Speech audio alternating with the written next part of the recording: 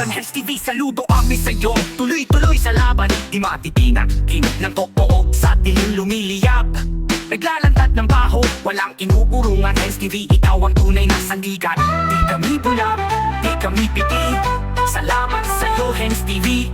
Totohanan ang binibigkas, kaya di kanila matibag. May mga nagkagaling kasi totoo ang bitaw, masakit sa kanila kasi tama ang sigaw. Bawal ang bulag, bawal ang bingi, buksan ang mata, makinig kay Hen's TV. Di kami bulag, di kami piti, salamat sa'yo, Hen's TV. Totohanan ang binibigkas, kaya di kanila matibag. Kahit anong pilit nilang kitwin ang tinig, katotohanan ay di kayang patayin. Saludo sa'yo, Hen's TV, di ka namin iiwan. Kasama mo kami sa laban hanggang dulo. Walang iwanan, walang iwanan, walang iwanan, walang iwanan. Di kami bulag, di kami bulag, di kami pipi. Salamat sa'yo, Hen's TV, di ka namin iiwan. Kasama mo kami sa laban hanggang dulo, walang iwanan. Di kami bulag, di kami pipi, di kami bulag, di kami pipi, di kami pipi.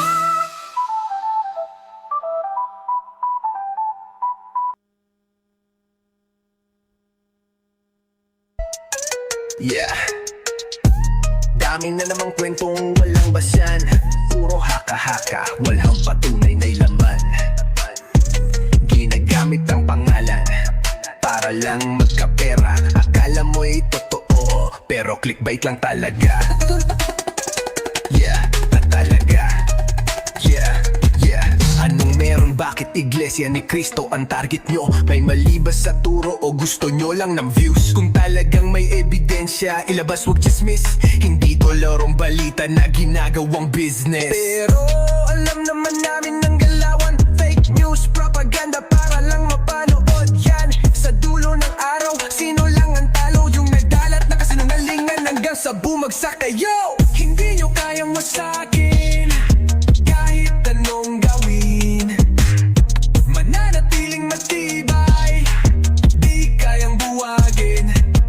Mga tapong vlogger, puro satsat ang dala, pero ang katotohanan di nyo kayang baluktutin. Hala, hala.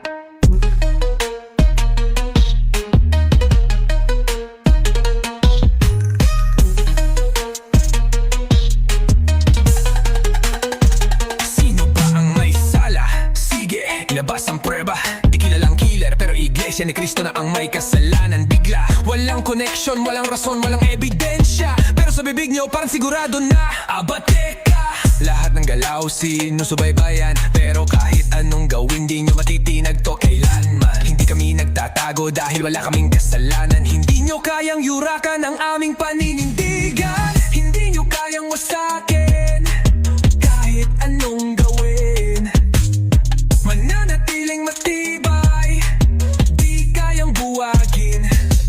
Mga trapong vlogger, puro satsat ang dala, pero ang katotohanan di nyo kayang baluktutin.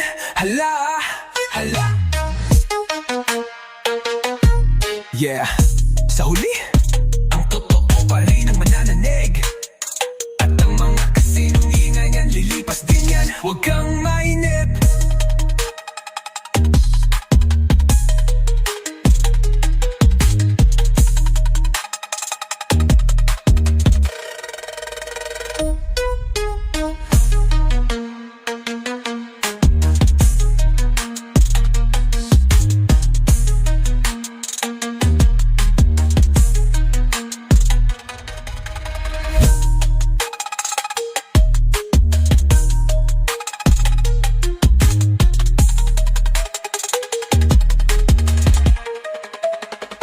Yeah, yeah.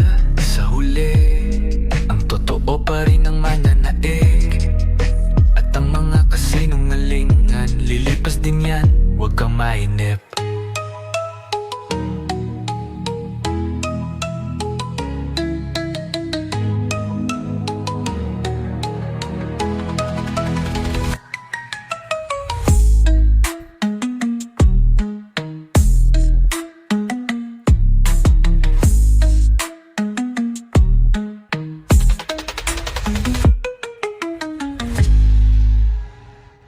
Iyon, sulit.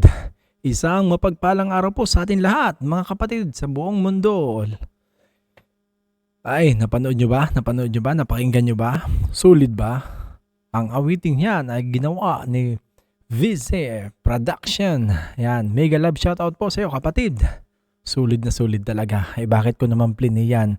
Kasi meron lang akong meron lang akong ipapanood sa inyo. Yan. Sino-sino ba yung mga trapong vlogger na yan? Sige, ipakilala mo nga.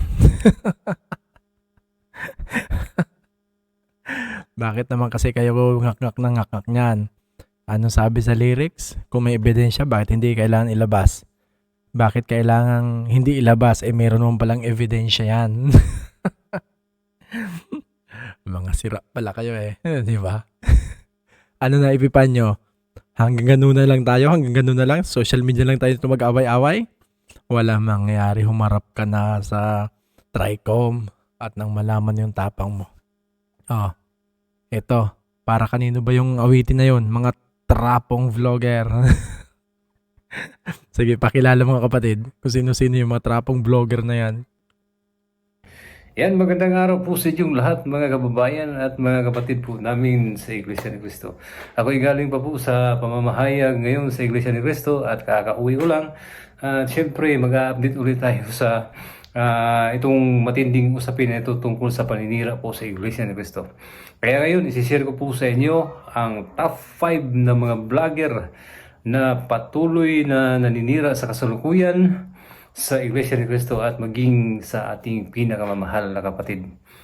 Kaya ito na po ang top 5 natin mga kapatid. Number 5, Aling Marie, ang isang matandang ubod ng sinungaling at walang humpay, walang patawad na nagsasalita ng masama po sa ating pinakamamahal na kapatid. Ang dahilan po ng paninira, apektado sa ginawang rally ng Iglesia ni Cristo. Okay?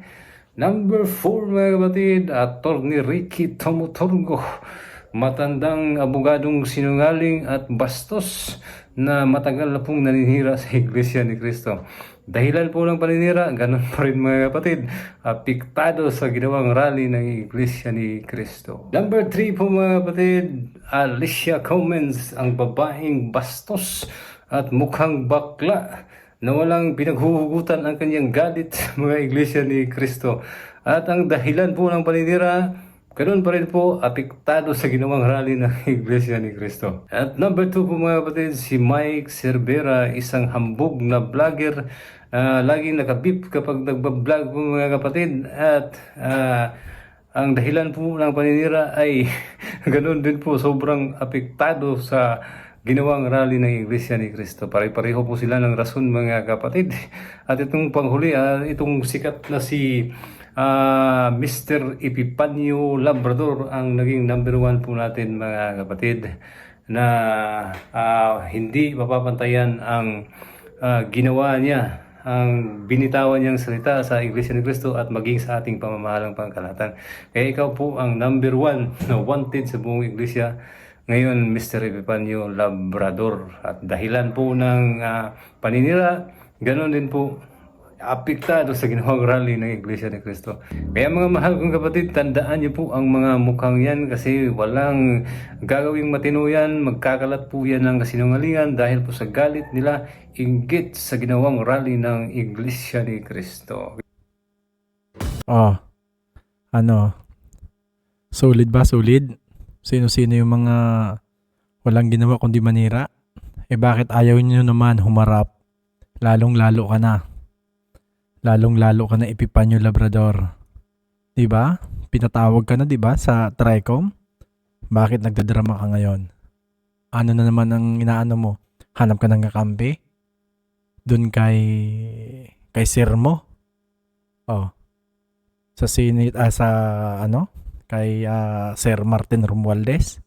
Wala naman tayong problema dyan sa kanya eh. Ikaw lang naman ito nagngangaw-ngaw dyan eh. Ngayon maghahanap ka ng kakampi. Oh. Matapang ka, di ba? Kaya magsama-sama na kayong 5.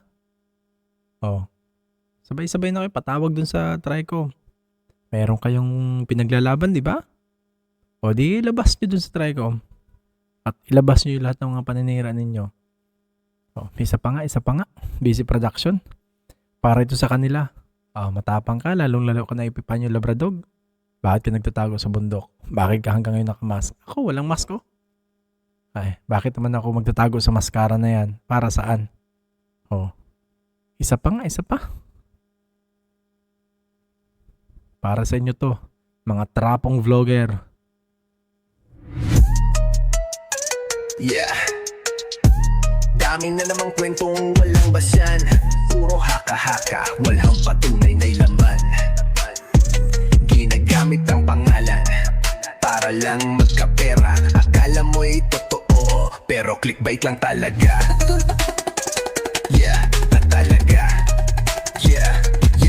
Anong meron? Bakit Iglesia ni Cristo ang target nyo? May mali ba sa turo o gusto nyo lang ng views? Kung talagang may ebidensya, ilabas wag chismis. Hindi ko larong balita na ginagawang business. Pero alam naman namin ng galawan, fake news, propaganda para lang mapanood yan. Sa dulo ng araw, sino lang ang talo? Yung nagdalat na kasinungalingan hanggang sa bumagsak kayo. Hindi nyo kayang masakin kahit anong gawin. Mananatiling matibay, di kayang buwagin. Mga trapong vlogger, puro satsat ang dala. Pero ang katotohanan, di nyo kayang baluktutin. Hala.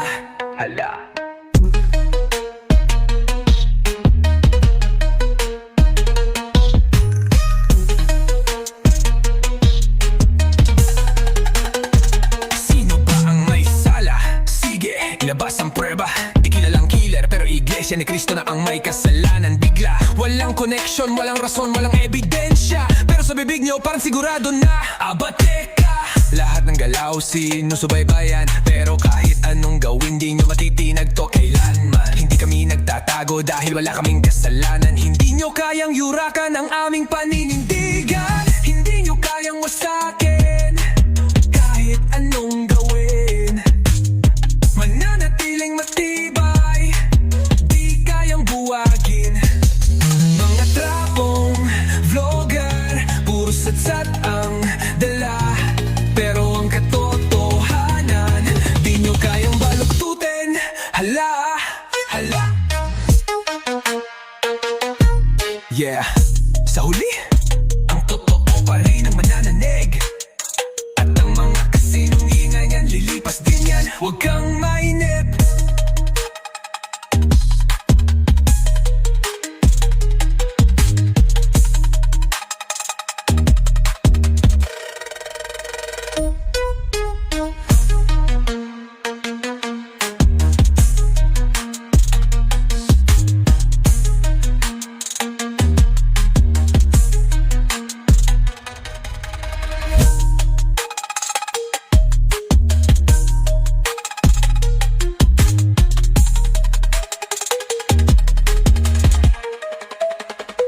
Yeah, sa huli, ang totoo pa rin ang mananaig. At ang mga kasinungalingan, lilipas din yan, huwag kang mainip.